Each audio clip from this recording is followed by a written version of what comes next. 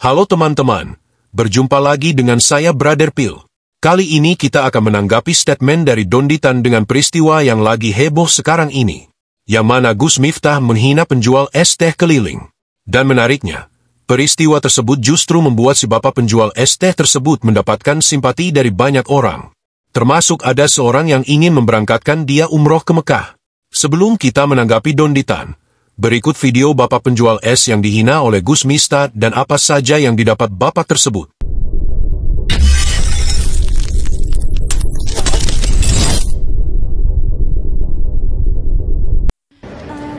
Sampaikan salam saya kepada penjual es teh tersebut, teman-teman. Melalui video ini, bismillahirrahmanirrahim, saya izin untuk mengumrohkan beliau. Insya Allah di umroh akbar saya di bulan Ramadan, saya akan berangkatkan di awal Ramadan beliau untuk berumroh. Tolong yang mendengar, melihat video ini untuk segera nge-share atau memberi tahu info saya. Tolong hubungi nomor admin saya yang ada di bawah ini untuk kemudian konfirmasi di mana dan daerah mana di beliau tinggal. Insya Allah kami akan uruskan untuk umroh di awal Ramadan. Bismillah, tawakkalna ala Allah. Dan sampaikan salam saya kepada seluruh ayah yang mencari nafkah, seluruh bapak yang menjadi pejuang nafkah halal. Saya begitu sedih melihat video tersebut. Saya berdoa pada Allah semoga penjual es teh tersebut dikuatkan Allah, cari nafkah yang halal untuk keluarganya. Ya, sesama ayah yang mencari nafkah tentu terasa betul bagaimana perjuangan kita. Barakallahu fiik, silakan share. Terima kasih kepada Gus Miftah karena berkat perantara Anda seorang bapak-bapak penjual es menjadi terangkat derajatnya. Sekali lagi saya ucapkan terima kasih. YouTuber Willy Salim beri uang 100 juta ke Sun Haji, si penjual es teh. Sana kemari, sana sini.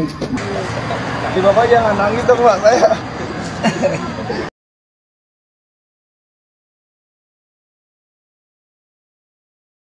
Presiden Prabowo Subianto memberikan modal usaha kepada penjual es teh Sun Haji yang diolok-olok Gus Miftah. Utusan Partai Gerindra menemui langsung Sun Haji untuk menyampaikan titipan Prabowo. Momen Ketua PAC Gerindra Grabag menemui Sun Haji dibagikan dalam akun Instagram Gerindra pada Rabu 4 Desember. Utusan Partai Gerindra mengatakan Presiden Prabowo sangat kontra dengan apa yang disampaikan oleh Gus Miftah. Prabowo mengutuk keras perkataan yang disampaikan Gus Miftah kepada Sun Haji. Sementara itu Sun Haji menyampaikan terima kasih kepada Prabowo dan Gerindra. Sun Haji menegaskan titipan Prabowo bakal ia gunakan sebagai modal usaha sebaik mungkin. Kita sudah saksikan bersama, akibat peristiwa penghinaan tersebut. Akhirnya bapak penjual es tersebut mendapatkan berkah, baik dari Gus Miftah dan juga dari orang yang memberangkatkan dia umroh. Mungkin kita bertanya apa hubungan penjual es teh keliling dengan statement Donditan. Sebelum kita jelaskan, kita saksikan video Donditan berikut. Kan sekarang orang Kristen memahami atau percaya bahwa dosa mereka sudah ditebus oleh Yesus. Dengan cara apa? Mati di atas kayu salib. Kalau gitu yang menyalibkan Yesus berjasa apa berdosa? Kalau logika sih berjasa. Berjasa. Yang menyalibkan siapa? Tentara Romawi. Tentara Romawi yang nyuruh siapa? Gubernur Pontius Pilatus. Betul? Yeah. Gubernur Pontius Pilatus menyuruh tentara Romawi untuk menyalib Yesus karena dituntut oleh imam-imam Yahudi. Imam-imam Yahudi bisa mendapatkan Yesus karena Yudas Iskariot. Betul kan? Yudas Iskariot bisa menyerahkan Yesus ke imam Yahudi karena sebelumnya dibisiki oleh iblis. Ini semua ada di dalam Bible. Berarti tentara Romawi, Pilatus, imam Yahudi, Yudas, dan iblis berjasa apa berdosa? Berjasa kalau saya blunder. Kalau berjasa, masuk surga, masuk neraka? Masuk surga kalau pakai itu. Mau satu surga sama iblis? Berani ngomong. Logika saya salah apa benar? Barusan Donditan mengatakan bahwa orang Kristen harus berterima kasih kepada Pilatus, tentara Roma, imam Yahudi bahkan Yudas dan iblis. Karena tanpa mereka tidak akan ada penyaliban. Menurut Donditan, mereka itu berjasa atas terjadinya penyaliban. Nah sekarang kita pindah ke kisah tukang es teh yang mendapatkan rejeki dari peristiwa penghinaan Gus Miftah. Pertanyaan kita kepada Donditan, apakah Gus Miftah berjasa atau berdosa terhadap bapak tukang es teh? Karena tanpa peristiwa penghinaan itu, orang tidak akan simpati pada tukang es teh dan tidak akan ada modal usaha dan tidak akan ada umroh gratis. Kalau berjasa kenapa semua orang mengecam Gus Miftah? Tapi kalau berdosa, tanpa penistaan itu, penjual es teh tidak akan dapat umroh gratis. Inilah yang terjadi, jika logika Donditan diterapkan pada kasus Gus Miftah dan penjual es teh. Oke teman-teman, demikian tanggapan kita terhadap logika sungsang Donditan. Terima kasih untuk dukungan teman-teman. Tuhan Yesus memberkati.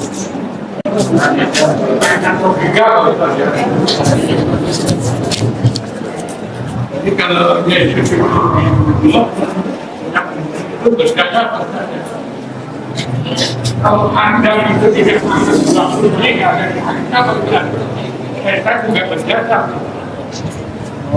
Kita sudah dengarkan pertanyaan Bapak tadi, di mana dia bertanya dengan logika yang sama seperti Donditan. Soal berjasa tidaknya iblis. Berikut jawaban dari Donditan. Kalau iblis tidak menggoda Nabi Adam alaihissalam, maka kita tidak ada di sini, gitu ya. Kita nih kan, berarti iblis juga berjasa, gitu kan. Sekarang Adam itu menebus dosa manusia nggak? Tidak. Nah terus tidak bisa dibandingkan apple to apple dengan konteks yang penebusan dosa. Hah? Berjasa, iya berjasa, tetapi kalau kita berdosa kan kita masih bisa diampunin. Tidak perlu kita harus membunuh orang. Gitu. Nah, berjasanya berjasa dalam hal kita memang ditakdirkan hidup menjadi manusia, kemudian kita juga diberikan ujian, kita juga diberikan perintah dan larangan, kita bisa menjalani itu semua, insya Allah kita diselamatkan. Tetapi kalau dibilang iblisnya berjasa atau tidak, Adamnya kan bukan penebus dosa seperti Yesus, fungsinya beda gitu. Masih ada bedanya gitu di situ. Ya. Donditan katakan bahwa logika yang disampaikan Bapak penanya itu tidak apal to apal. Karena dalam kisah Adam dan Iblis dalam Islam bukan untuk penebusan dosa. Sementara dalam Kristen ada penebusan dosa. Padahal Bapak tadi bertanya, soal berjasa atau tidak. Bukan soal penebusan. Maksud Bapak tadi adalah, kalau tidak ada iblis tentunya Adam tidak akan turun dari surga dan menjadi khalifah di bumi. Dan perkataan Bapak ini didukung oleh ayat Quran berikut. Surah Al-A'raf ayat 27. Wahai anak cucu Adam, janganlah sekali-kali kamu tertipu oleh setan sebagaimana ia, setan, telah mengeluarkan ibu bapakmu dari surga dengan menanggalkan pakaian keduanya untuk memperlihatkan kepada keduanya aurat mereka berdua. Sesungguhnya ia, setan, dan para pengikutnya melihat kamu dari suatu tempat yang kamu tidak bisa melihat mereka. Sesungguhnya kami telah menjadikan setan-setan itu sebagai penolong bagi orang-orang yang tidak beriman. Pada ayat ini yang membuat Adam dan Hawa keluar dari surga adalah iblis. Dan hal yang sama juga terdapat pada surah Al-Baqarah ayat 36. Lalu, setan menggelincirkan keduanya darinya sehingga keduanya dikeluarkan dari segala kenikmatan ketika keduanya ada di sana, surga. Kami berfirman, turunlah kamu.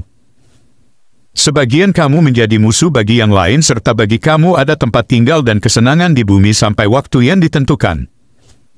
Yang membuat Adam dan Hawa tergelincir keluar dari segala kenikmatan menurut ayat ini adalah iblis. Karena jasa iblis inilah Adam akhirnya bisa menjadi khalifah di bumi. Dan dalam video tadi, Donditan mengakui bahwa iblis berjasa dalam menurunkan Adam ke bumi. Oleh karena itu, mari kita tanya Donditan, kalau iblis berjasa menurunkan Adam ke bumi, kira-kira iblis masuk surga atau neraka? Hah? Berjasa? Iya berjasa. Nah, berarti kalau berjasa masuk surga, masuk neraka? Seharusnya masuk surga. Mau satu surga sama iblis? Teman-teman lihat, menurut Donditan, iblis berjasa menurunkan Adam ke bumi. Sementara dalam Kristen, iblis dan kaki tangannya orang Roma, orang Yahudi dan Yudas tidak ada jasa sama sekali. Yang mengatakan mereka berjasa adalah Donditan, yang menafsirkan kitab suci kita seenak udulnya. Karena kan gini, Bang Del, kitab kita Quran yang berhak menafsirkan siapa? Ya orang-orang Islam dong, ulama-ulama Islam dong. Kitab mereka juga yang berhak menafsirkan juga ulama atau pemuka agama mereka kan. Jadi kita tidak boleh menafsirkan kitab mereka, mereka juga tidak boleh menafsirkan kitab kita. Harus masing-masing menghormati.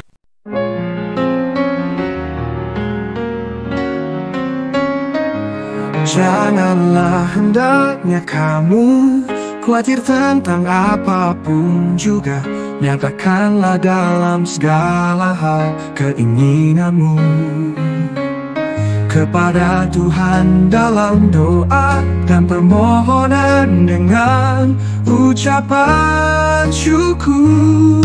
Segala perkara dapat kita tanggung di dalam Dia yang memberi kita kekuatan.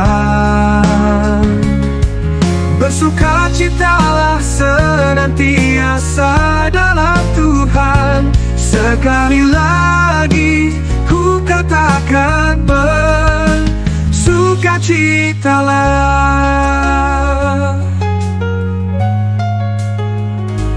Tuhan kita akan memenuhi segala keperluanmu menurut kekayaan dan kemuliaannya dalam Kristus Yesus. Dimuliakanlah Allah dan Bapa kita selama-lamanya. Amin. Segala perkara dapat kita tanggung di dalam Dia yang memberi kita kekuatan. Bersukacitalah senantiasa dalam Tuhan. Sekali lagi ku katakan bersukacitalah.